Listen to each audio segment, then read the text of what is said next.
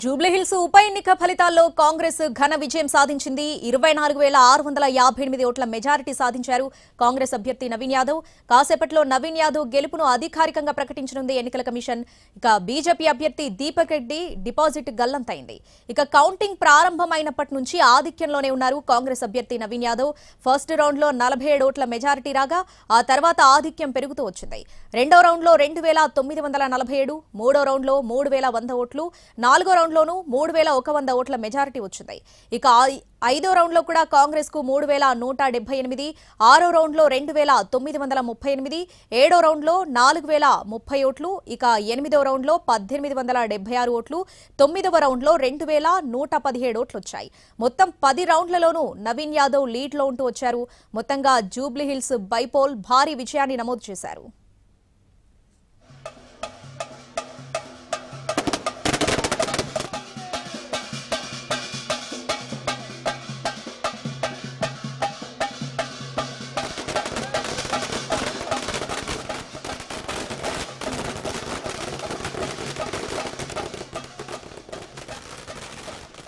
నవీన్ యాదవ్ విజయంతో కాంగ్రెస్ శ్రేణులు సంబరాల్లో మునిగిపోయారు. మంత్రులు కూడా స్వీట్లు తినిపించుకుని సెలబ్రేట్ చేసుకున్నారు. గాంధీ భవన్ ముందు సంబరాలు అంబరానంటాయి.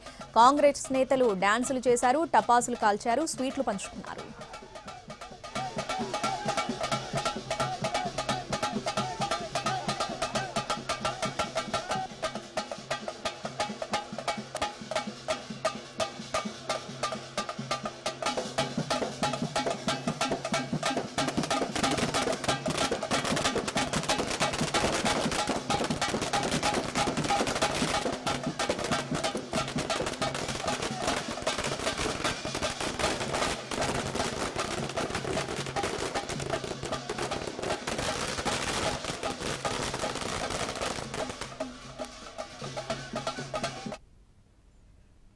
రైట్, జూబ్లీహిల్స్ ఉప ఎన్నిక ఫలితాల్లో కాంగ్రెస్ ఘన విజయం సాధించింది. దీనికి సంబంధించి మరి కాసేపట్లో ఎన్నికల కమిషన్ అధికారికంగా ప్రకటించనుంది.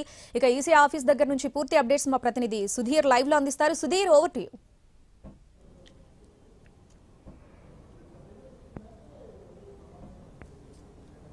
జూబ్లీహిల్స్ ఎన్నికకు సంబంధించి పోలింగ్ కావచ్చు, అదేవిధంగా ఈరోజు కౌంటింగ్ ప్రక్రియ కూడా మరి కాసేపట్లోనే ముగియనుంది. యూసఫ్గూడలోని కోట విజయభాస్కర్ రెడ్డి స్టేడియంలో ఇందుకు సంబంధించి ఉదయం 8 గంటల నుంచి కూడా కౌంటింగ్ ప్రక్రియ ప్రారంభమైంది. మొదటగా పోస్టల్ బ్యాలెట్లను లెక్కించారు, ఆ తర్వాత ఈవీఎంలను లెక్కిస్తున్నారు.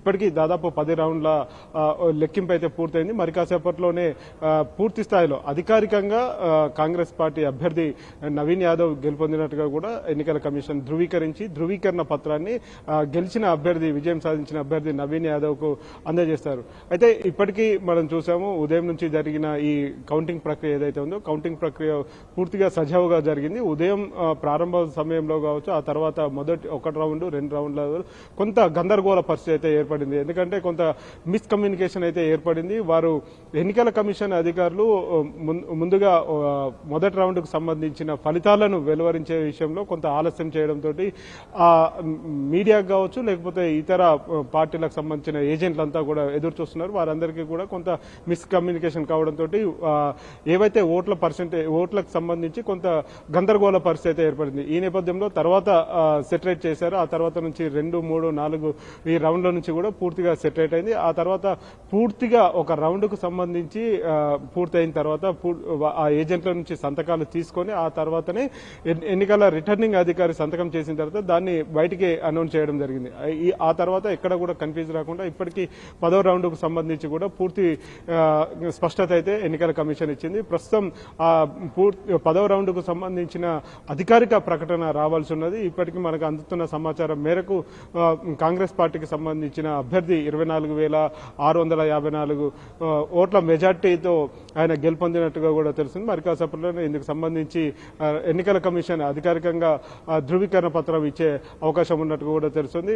అయితే స్వతంత్ర అభ్యర్థులకు సంబంధించిన ఏజెంట్స్ ఎవరైతే ఉన్నారో ఏజెంట్లకు అదేవిధంగా కనీస సౌకర్యాలు కూడా కల్పించలేదు, అక్కడ ఎట్లాంటి ఏర్పాట్లు చేయలేదని చెప్పేసి ఏజెంట్ల నుంచి కొంత ఆందోళన వ్యక్తమైంది. ఆ తర్వాత మీడియాకు సంబంధించి కూడా సరైన వివరాలు అందించలేదని ఉదయం నుంచి కూడా కొంత ఆందోళన వ్యక్తం చేశారు. ఆ తర్వాత ఎన్నికల కమిషన్ దృష్టికి తీసుకురావడంతో వారు సెటిల్ చేసిన పరిస్థితి కనిపిస్తుంది. ఏది ఏమైనా కానీ కౌంటింగ్ ప్రక్రియ సజావుగా ముగిసిందని చెప్పేసి మరి కాసేపట్లోనే ఎన్నికల కమిషన్ ప్రకటించింది. మధ్యాహ్నం 2:30-3 గంటల సమయంలో పూర్తిగా ఇందుకు సంబంధించి ప్రక్రియ ముగించే అవకాశాలు అయితే కనిపిస్తున్నాయి. ఆ తర్వాత ఈ ఈవీఎంలు ఏవైతే ఉన్నాయో ఈవీఎంలన్నింటినీ కూడా భద్రపరిచి ఆ తర్వాత అక్కడి నుంచి నేరుగా మళ్ళీ ఈవీఎం గోదాంలకు తరలించే అవకాశాలు ఉన్నట్టు కూడా తెలుస్తుంది.